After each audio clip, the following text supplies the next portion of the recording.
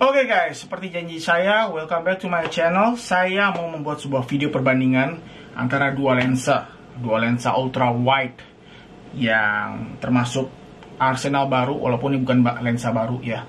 Yang pertama adalah perbandingan antara lensa ini, Canon EFS 10-18, oke, versus ini dia,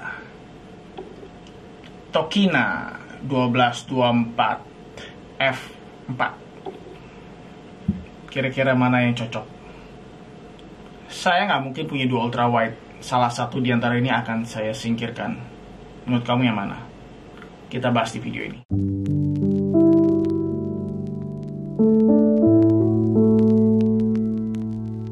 Oke, sekali lagi guys, saya bukan fotografer, saya bukan videografer, saya cuma konten kreator kecil-kecilan ya.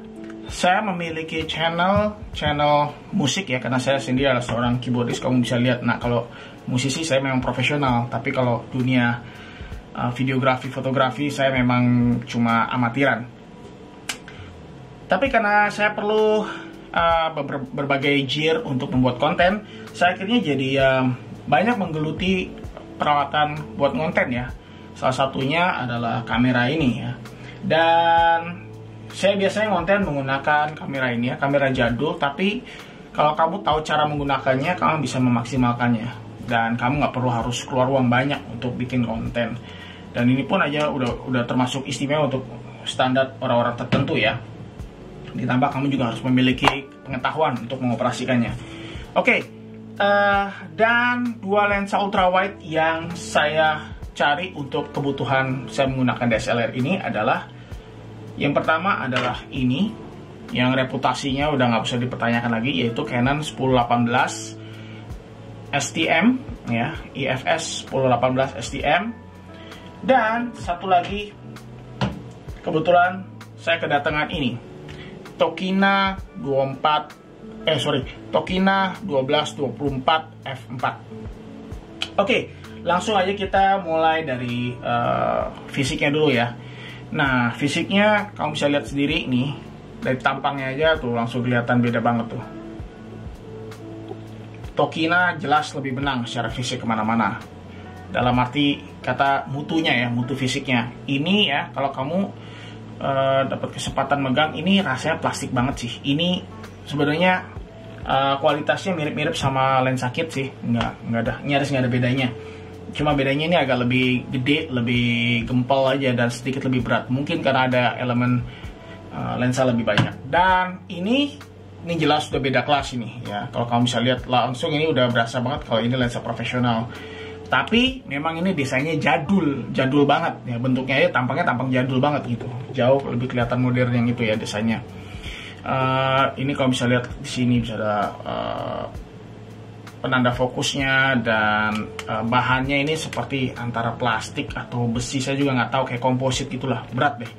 Dan ring filternya juga lebar banget, ini 77 mili dan yang itu cuma 67 kalau nggak salah ya.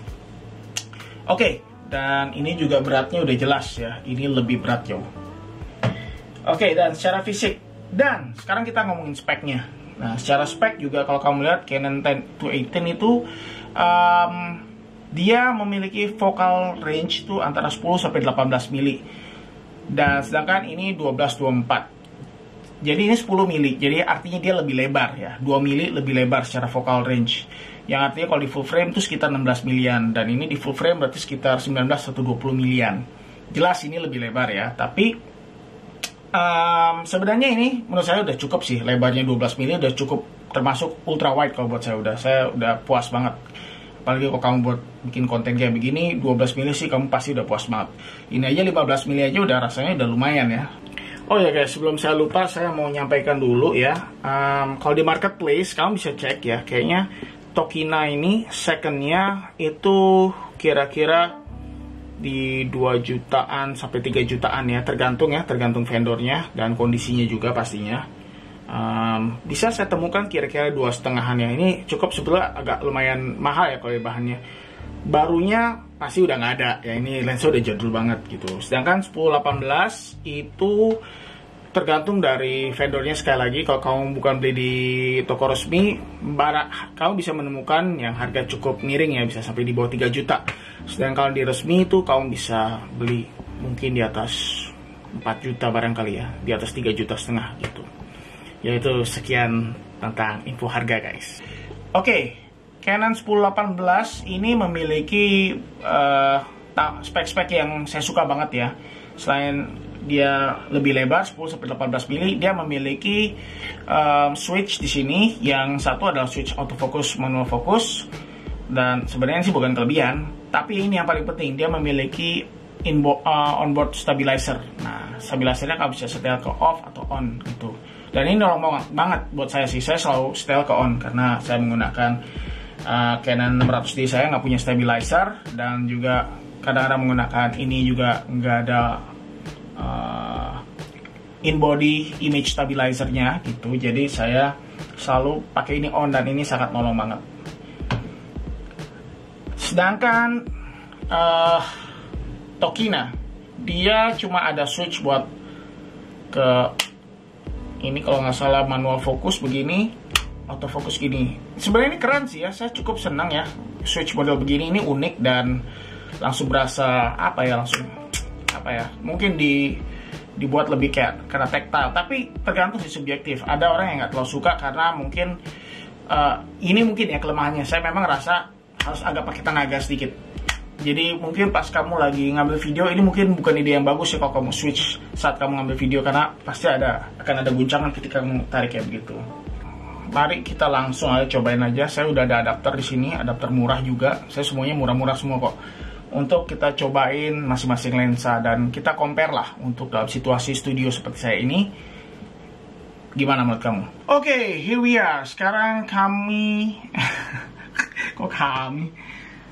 Sekarang apa yang kamu lihat di screen kamu adalah gambar dari Canon 1018 f4,5 sampai 5,6 IS STM. Panjang namanya. Iya. Kamu bisa lihat ini lensa native Canon ya. Jadi harusnya autofocusnya mantap banget. Coba kamu lihat. Oke, dia langsung ke fokus. Fokus ke muka saya. Tangan. Muka dekat, dekat jauh. Tuh, coba kita cek autofocusnya menurut kalian gimana. Dan ini saya deket banget nih guys. Ini deket banget nih. Mungkin barangkali ada sekitar 10 atau 15 cm nih. Deket banget nih. Tuh. Kalau deket begini, bokehnya masih bisa kerasa meskipun aperture-nya cuma f4,5. Dan saya mundur lagi. Oke, kira-kira gambarnya gini guys kalau dipakai buat konten. Jadi saya bisa bilang ini lensa paling tajam yang saya miliki ya, karena terus terang saya bukan content creator atau videographer yang memiliki lensa-lensa tajam. Satu lensa tajam yang lain adalah Canon 50 mini f1.8. Cuma itu dalam kondisi yang rusak ya, mesti diperbaikin. Anyway, itu satu-satunya lensa tajam lain yang saya miliki. Tapi ini saya ngerasa kayaknya lebih tajam aja sih guys. Nggak tahu nih apa karena resolusi di kameranya, karena ini kan kamera lebih baru ya dibandingkan 600 gitu. Dan ya, saya puas banget dengan lensa ini. Ya guys, menurut kalian gimana? Dan ini lebarnya kira-kira begini nih. Ini experience-nya kalau kita menggunakan 1018 di 10 mili kayak gini. Dan kita coba zoom in ya. Ini untuk situasi studio aja. Supaya kita tahu. Nah, ketika kita zoom in, kamu bisa sadar kalau ini gambarnya makin gelap. Dan ini f-nya sudah 5,6. Dan kita ada di 18 mili. Ya, ini field of view-nya kalau 18 mili. Tetap autofocus berfungsi. Cuma kamu bisa rasain ya, bokehnya tuh udah agak terlalu tipis lah, udah nggak terlalu signifikan. Dan itu salah satu kelemahan dari lensa ini ya. Kalau kamu nggak punya cahaya yang cukup, kondisi studio dengan lighting yang terkontrol dengan baik, ya kurang bisa menangkap begitu banyak cahaya lah guys. Karena ini f-nya 4,5. Ini sekarang di 4,5 di 10 mili, dan tadi 5,6 ketika di 18 mili. Dan zoom range-nya juga terbatas ya, cuma 8 milian dari 10 mili ke 18 mili. Nggak tahu menurut kalian gimana? Oke. habis ini kita akan compare untuk situasi studio dengan Tokina. Oke guys, sekarang kita di 12 mili f4 dengan Tokina. ISO-nya masih 400, shutter speed-nya sama di 1/50 ya. Dan kalau kamu notice, kadang-kadang dia akan ada bunyi ik. Nah, itu autofokusnya masih bekerja guys, karena ini lensa jadul. Jadi mereka desain autofokusnya belum modern kayak ada di Canon ini. Ini benar-benar autofokusnya nyaris nggak ada bunyinya sama sekali. Kecuali kalau ditempel telinganya mungkin dengar kayak gitu kali ya. Tapi untuk ukuran penggunaan normal sih 100% udah nggak ada suaranya Canon ya. Tapi kalau ini nggak tahu, kamu sekali-kali mungkin kamu lihat. Dan saya juga notice kayaknya ya, minimum focus distance-nya ini ya tuh. Ini dengan jarak tadi sama dengan Canon, ini udah dia nggak bisa cari fokusnya nih. Dan kayaknya di sini nih. Nggak tahu apakah kamu bisa dengar suara autofokusnya bekerja.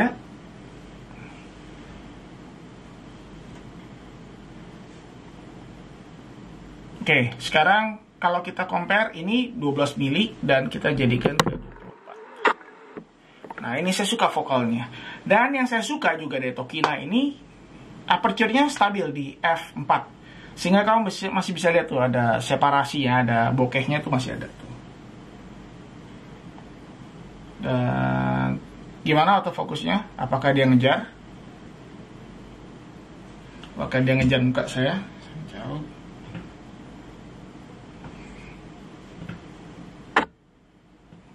Kamu dengar sedikit bunyi ik. Nah, dia tuh oke, dia masih hunting fokus. Kayaknya nggak terlalu cepat ya. Saya nggak tahu apakah karena ini lensa third party, mungkin itu juga lensa third party, atau karena mungkin ada adapternya yang tidak membantu dia untuk bisa ngejar fokus dengan baik. Oke guys, kayaknya ini nggak nyari fokus nih. Saya nggak ngeliat gambar saya tajam sih di sini.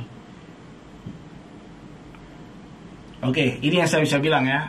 Ada alasan kenapa orang selalu bilang lensa native itu lebih baik dibandingkan third party ya. Dan kamu bisa lihat sendiri ya kenapa Canon lebih unggul.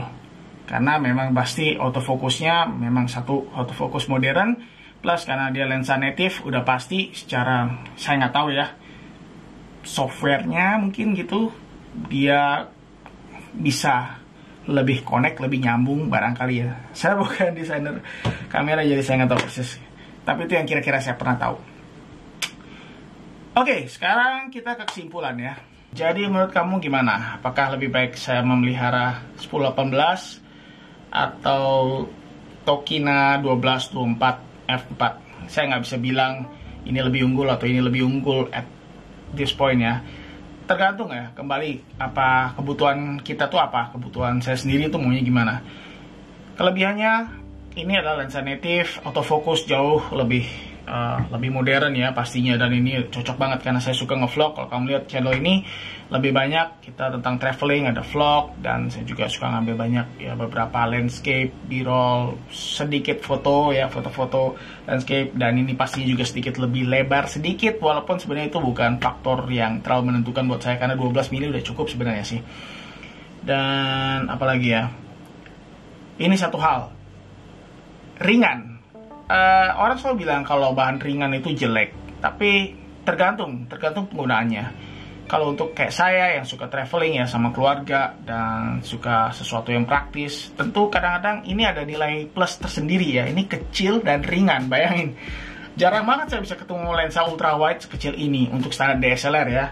Tentu kalau sistem kamera Canon M system ini memang punya lensa wide sendiri yang lebih kecil lagi daripada ini, tapi saya nggak mau bahas itu karena saya nggak pernah nyobain dan nggak punya barangnya. Tapi buat saya dibandingkan ini lebih superior buat traveling. Nah, sedangkan ini kayaknya saya lebih ngerasa ini untuk kerjaan-kerja profesional lebih cocok.